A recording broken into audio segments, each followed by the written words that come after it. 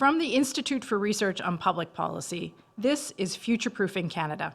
I'm your host, Jennifer Ditchburn, the President and CEO of the IRPP. There's a lot coming at us these days.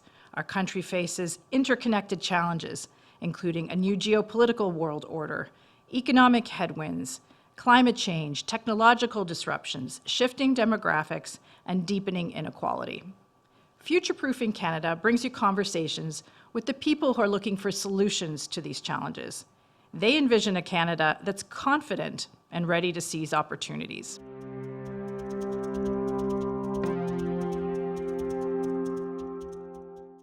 On today's show, I'm joined by Carole Saab, CEO of the Federation of Canadian Municipalities. Carole has probably one of the clearest views of Canada at this very moment.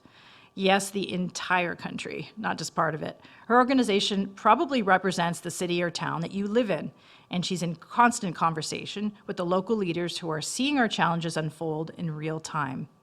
While the Prime Minister, the premiers, and their cabinets talk about tariffs and how to negotiate with Donald Trump, our mayors and reeves and councillors are thinking about how to keep people from homelessness and making sure a road gets built that's going to support a new industry or business. The problem is, municipalities are taking on more and more responsibility for taking care of people and driving the economy, but they can't raise the financial resources they need to pay for it all. Carole wants to see a new fiscal framework in Canada that puts municipalities on more stable footing. Here's our conversation. Carole, welcome to the podcast. Thanks for having me. Great to be here. So you and I know each other a little bit. Yes. A lot. But I think listeners would be interested to know a little bit more about you and how you came to have this incredible position as CEO of the Federation of Canadian Municipalities. Yeah. Okay. Well, it's a great question. And it is. I feel really, it's a real privilege to be in this role and to be working, sort of helming an incredible team, but also representing the interests of local governments from coast to coast to coast. And, I've always had an interest, I would say, in sort of community-led action and community organizing and community impacts. And so I've sort of naturally was interested in that space and sort of how can I contribute back to my community. Coming out of school, I landed a job in federal politics and worked in that arena for a period of time. That was fulfilling in a lot of levels. And I learned a lot more traveling the country than I would have in a long time in another role elsewhere. But I knew ultimately for me, one, that partisan politics didn't feel like the right fit for the long term, but also that I was really sort of craving a return to being able to sort of see the connection point between action and outcomes. And so there was a posting available at the Federation of Canadian Municipalities, and I obviously had known about the reputation of the organization, sort of said, well, let's try my hand a little bit in the world of local government. And that was almost 15 years ago.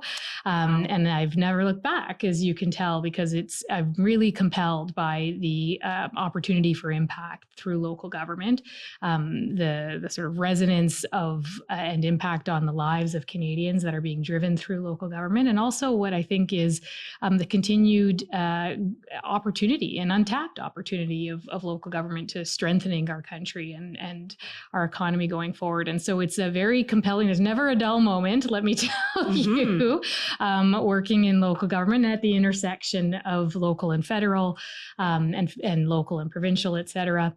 And so it's captivated my interest, and sort of it feels to me like the right way to engage my time and put my energy towards making a difference in a country that has given me and my family so much. I only recently learned that you're first generation Canadian. Does that put a lens on your work, you think?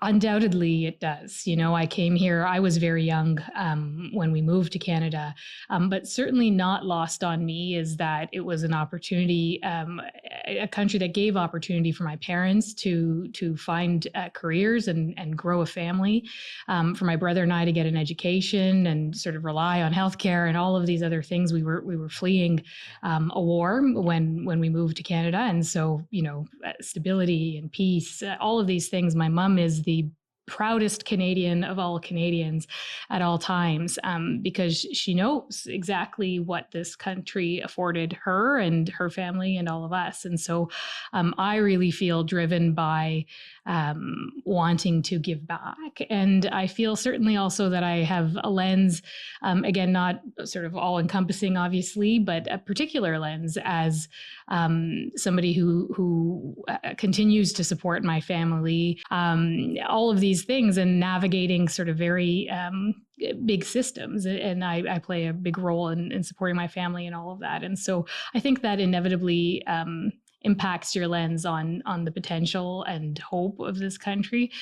Certainly in moments like we're facing right now, a real call to action to help be part of protecting the values and the country that afforded so many people, including me and my family, so much opportunity. From Lebanon, right? Because I don't think we said that. In case people sorry, are like, where exactly does she mean? Yes, very proud Lebanese woman here, and very proud Canadian. So often our attention in the public sphere, in the media, is focused on federal politics, provincial politics. But what hits people, at a really direct level are the things that are happening locally. So snow clearance and where your kid is going to go to school and who's going to pick up the garbage and when and all these things. Yeah. How do you explain to friends and family why local governments are important for them to think about and to go and cast a ballot? And turnout is always terrible for local elections. Yeah, no kidding. Well, it's a great question, and one I answer often in terms of why local government and why I do what I do.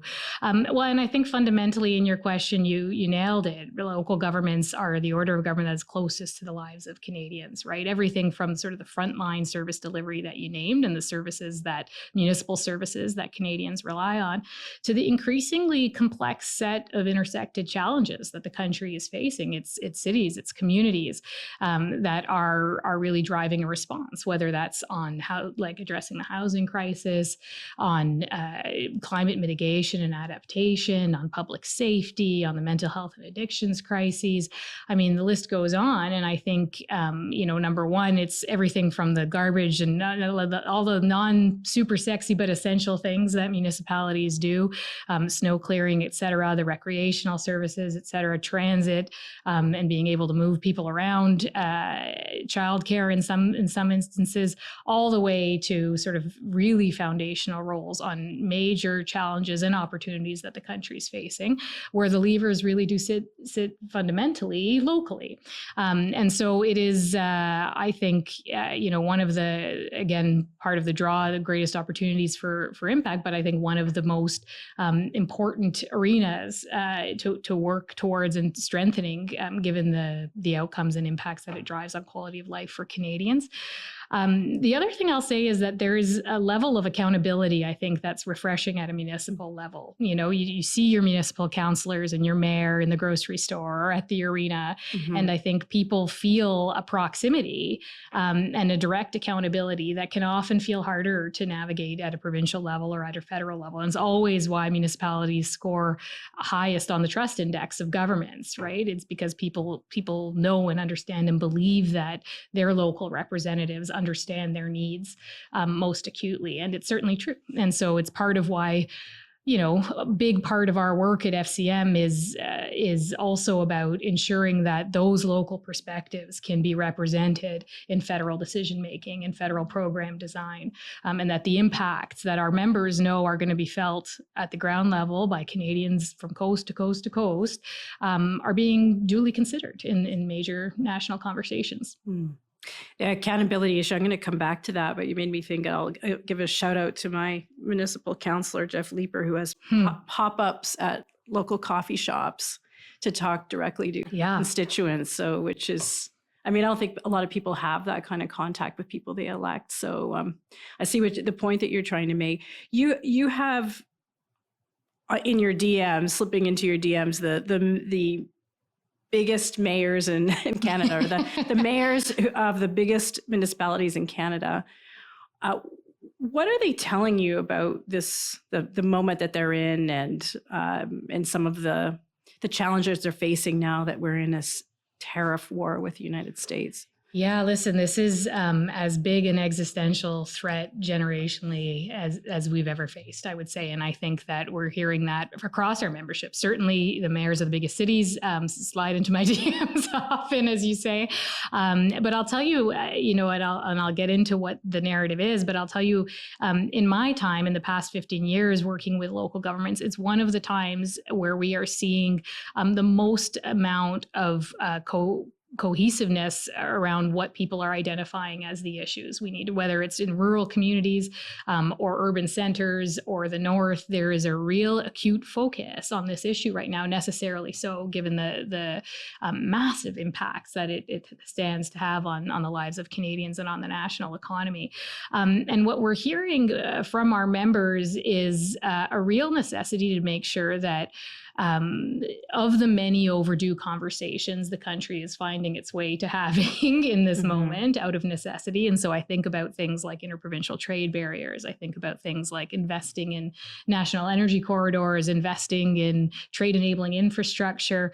One of the conversations we want to ensure, and our members are saying, we need to make sure that it is seen as an essential conversation, foundational to making our economy more resilient, is how we align resources in this country that support growth and productivity with those who are responsible for delivering on them. And so take, for example, in the local government context, particularly, we have municipalities who are trying to do all of these things that support growth, support productivity, attract investment, support labor mobility, all of these things. And we're reliant almost exclusively on the property tax, which was not designed to service all of these major imperatives. And so our members are saying, we certainly need to have a conversation in the moment about immediate and necessary infrastructure investments. And we need to have a conversation likely about stimulus if this drags on. The economy is going to be feeling it. We're going to need to stimulate the economy. But let's not lose sight of the bigger picture. And if the country and if federal leaders are serious about having a conversation about how to make the economy more resilient, then we need to have a fundamental conversation about how we fund local governments, cities, and communities to put them on more sure footing to be able to deliver the kind of resilience we need to see.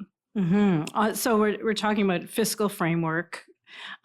For a long time, the terminology that people use is that municipalities are creatures of the province with no constitutional standing, living at the whims of the provincial government and the politics of the day, which we've seen some pretty stark examples of that in the last number of years. But then you've got another view that maybe 150 years ago, they weren't really thinking about how cities would evolve. And perhaps there's a different lens to look at the role of municipalities in our federal community. And I wanted to quote from Kristen R. Good of Dalhousie University. She wrote for the IRPP's Center of Excellence on the Canadian Federation and said, quote, "It's time to abandon the notion of municipalities as creatures of the provinces and to embrace them as institutions to channel democratically legitimate, equitable, and effective responses to today's highly diverse urban challenges." It's a longer paper, but what Professor Good, I think, is pointing to is that what you alluded to before is that municipalities have an important relationship, a close relationship with citizens, and are an important part of our democratic life in Canada. So to kind of dismiss them as just this entity with no real role in the federation is too easy at this point in our history as a country. So to come back to the point you were making about the fiscal framework and funding cities, what would have to happen? What are some of the concrete suggestions you would have for provincial and federal policymakers to give cities and municipalities the money that they need to do everything that they do? Yeah, it's a great question. And I'll say, I think actually both things are true and can stand the test of this conversation. Certainly constitutionally, municipalities are creatures of the province. The word creatures always makes our members have a little laugh, but there's good reason within the complexity of our federation for that to be the case. And I think the argument that that's been put forward in the paper is certainly one that I would support, that for too long, that notwithstanding, municipalities have been treated as an afterthought, solely as, at best delivery agents, which I take municipalities take a lot of pride in being effective delivery agents, but not truly as national partners and not truly embodying the role that they play, given all of the levers that sit at a municipal level and the sort of mounting responsibilities in modern context, right? And so to take listeners all the way back, the current fiscal framework where municipalities are reliant on the property tax was drawn up when Queen Victoria was on the throne, a horse and buggy era.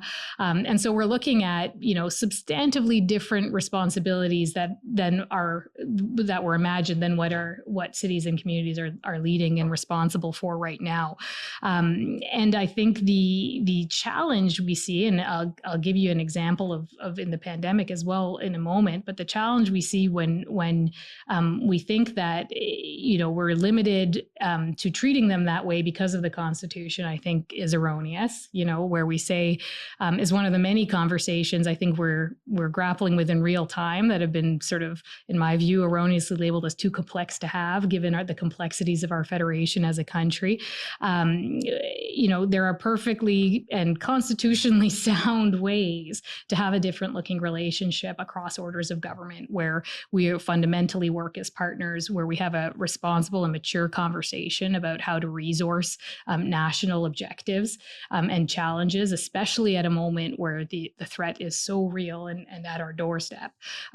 Right now, in the pandemic, we learned very, very quickly that our cities and communities were very vulnerable to shock. And it took very little time for it to become a very significant threat in terms of the financial viability of local governments to operate.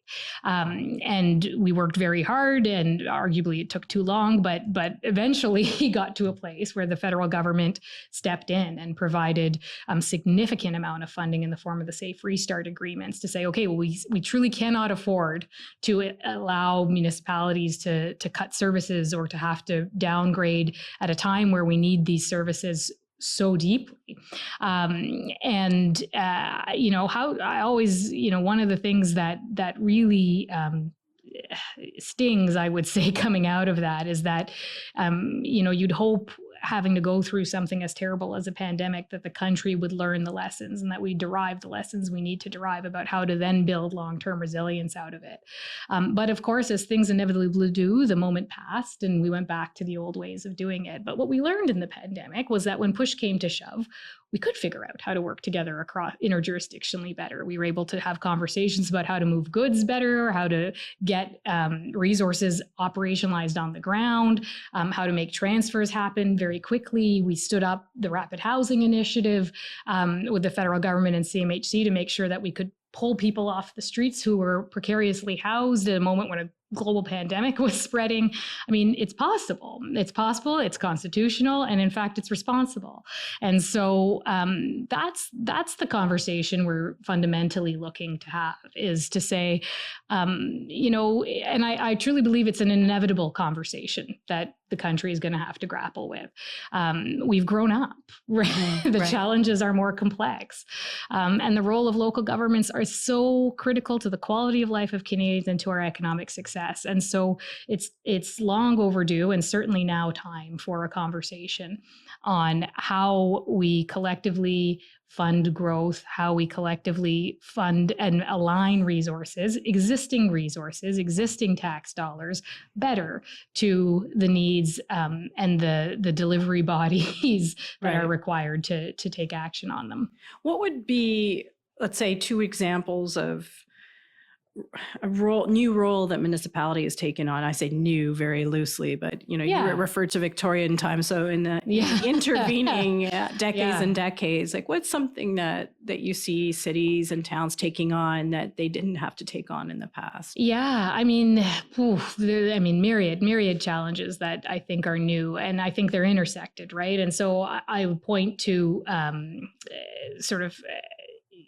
housing and homelessness out of the gates right now, right? Obviously a major national issue, and the role of local governments in providing housing and enabling infrastructure and creating sort of conducive environments to build. All of those things are very serious, and it's remarkably complex in large part because of funding challenges and because of the realities of what that looks like. You take something like mental health and addictions crisis, security and public safety, cybersecurity, climate related, not only, we have massively aging infrastructure across the country. And so adapting aging infrastructure to now more frequent and more severe climate related events, let alone having to drive a mitigation effort to achieve our net zero objectives. All of these things are very real. Similar to, you look at resource producing regions of the country, right? Where the role of local government in creating the opportunity for that kind of growth in industry is so significant. We often think of big cities, and it's right to do so. They're a massive direct link to GDP. But we also look at, I was talking to a member in Alberta who was talking about a necessary rural Alberta, necessary $8 million investment to finish the last stretch of a road. That was the only thing holding back a massive expansion for a feedlot that would have had massive economic benefits to the region. And so it's sometimes that simple, and by not connecting these dots and having these conversations, we leave local governments in limbo. And so they can't plan in the way that they could have, because they don't have the predictability and stability to bank against. They are, overstretched in a world of increasingly mounting pressures. And so until we find a way to grapple with a conversation, which, doesn't have to be that complex, to be honest, about how to align sort of a revenue tool that grows with the economy to local governments, they're going to be in a state of precarity, and that is never the best way to plan, and it's certainly not the way to enhance resilience.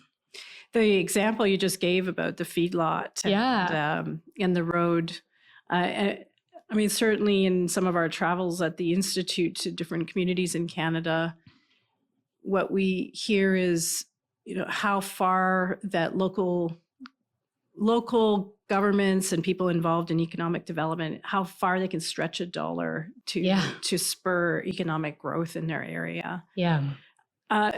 In terms of Canada and diversifying our economy, perhaps to other markets, not just the United States, but into other areas, what could be done to give tools to municipalities to help with that endeavor? Yeah, that's truly an excellent question, because I think this is another area of missed opportunity, I think, for us as a country. Municipalities have really significant connections globally and across borders, and are having these types of conversations and trying to sort of both share best practices and learn, but also make these kinds of linkages to enable investment and growth locally. And I think fundamentally this is back to how we view them and how we engage them, and how they're tooled financially to be able to engage in these conversations. I'm having conversations right now in the context of tariffs, all from our biggest cities who are grappling with a mounting set of challenges in that context, already sitting in an inflationary context, so having to stretch dollars even further, right?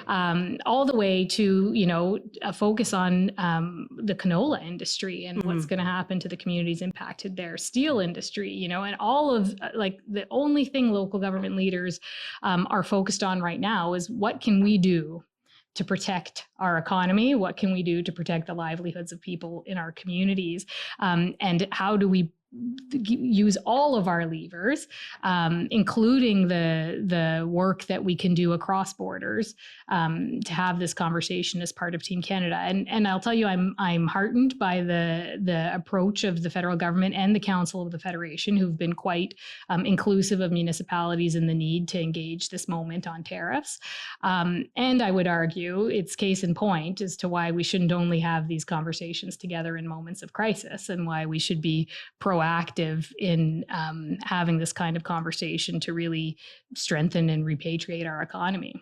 Do you find there's enough coordination? So there's different, when you're talking about a particular area of the country where there might be a real huge opportunity that could be seized, but there are components or aspects of it that involve municipal laws and regulations, provincial, federal. Is there enough coordination between the different levels of government to help move things along? There is not. Okay, yeah. There is not. It's sort of a rhetorical question, but I want to hear your answer. I think it's an honest question. It's a eminently reasonable question, and it's one I think Canadians know the answer to and are frustrated with as well, right? I mean, whenever there's intergovernmental or interjurisdictional squabbling or finger pointing about why an issue isn't solved, I think your average Canadian, and what we hear from our members that they're hearing from their community representatives and folks in their areas, is we don't actually care who's responsible. They don't care. We want you to work together and figure it out. Right.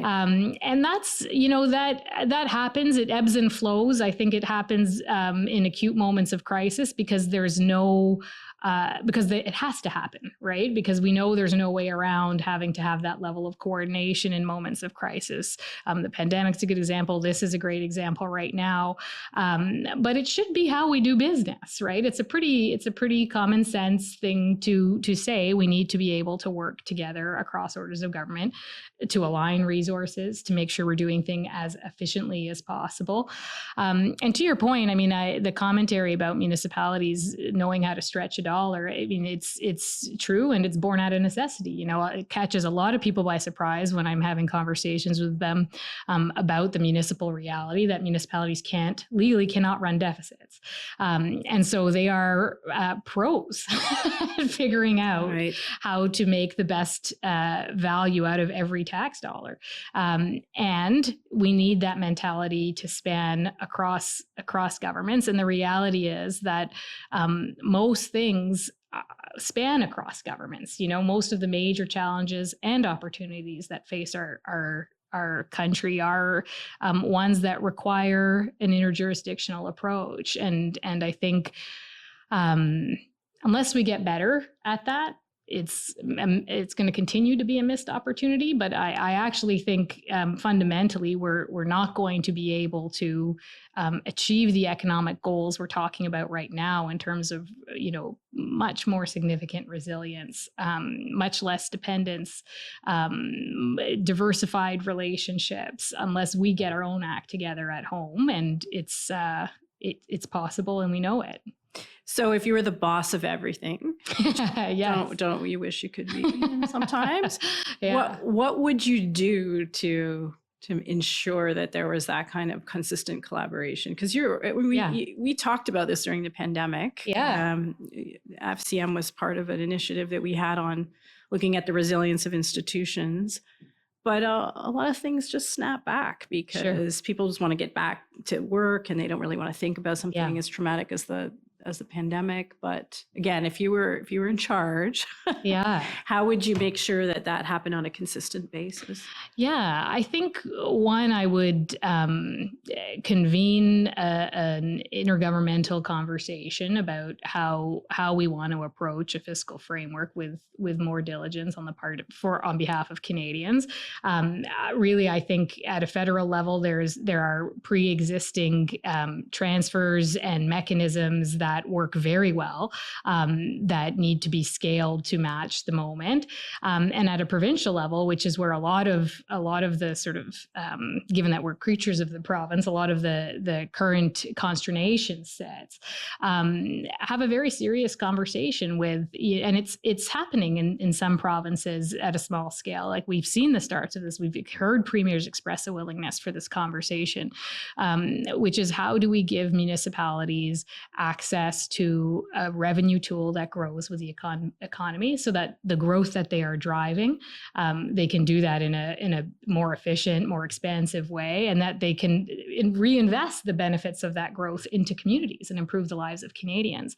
And so I think, if I was the boss of everything and if I could wave a magical wand, we'd have a more mature conversation about the fiscal framework across governments. And we'd agree to talk to each other, which seems in a consistent way. The Prime Minister meeting with local governments consistently, the Council of the Federation meeting with mayors consistently, dare I say, having conversations across orders of a government with Indigenous partners shouldn't be a reality that feels so out of reach. I think it requires political leadership, and it requires those with convening power to lean into it and to engage those conversations, and a political will. And I think if in a moment as serious as the one we are in now, with a threat as existential and real all at once as we're facing right now, we can't say there are several difficult conversations we need to have as a country. One of them is, how do we put our cities and communities on more sure footing to ensure that Canadians can have the quality of life that they deserve, and that our economy can be as resilient and prosperous as it needs to be. Then I don't know. I don't know when is that conversation is possible, but it behooves us to have it. On infrastructure. Yeah. So you mentioned before about the pressures that have to do with infrastructure, and in this moment where everything seems to be on the table in terms of talking about pipelines, talking about diversification of the economy, interprovincial trade barriers coming down, infrastructure bills are also a part of the conversation. Where would you like to see investment or focus of energy? Yeah, I think certainly we agree in our proponents of a necessary immediate focus on trade enabling infrastructure and strategic investments in major infrastructure, national infrastructure projects. And so what's trade enabling infrastructure? Yeah, it's everything from, you think about the transportation networks that connect our country, our ports. You think about sort of labor mobility in the context of transit and transportation. You think about building communities that can attract and retain investment. And so that's everything from, like, people and workers need places to live. They need places for their kids to go during the day. They need all of these things. And so all of that is, I think, driving our necessary enablers of the kind of productivity we need to continue and spur on as a country. And then I would say fundamentally at a core level, and within that is sort of an investment in the core infrastructure at a local level. And again, that gets back to the points on sort of, labor mobility and sort of how do we create the kinds of communities that attract people and investment. Canadians are among the first to attest that our infrastructure is aging.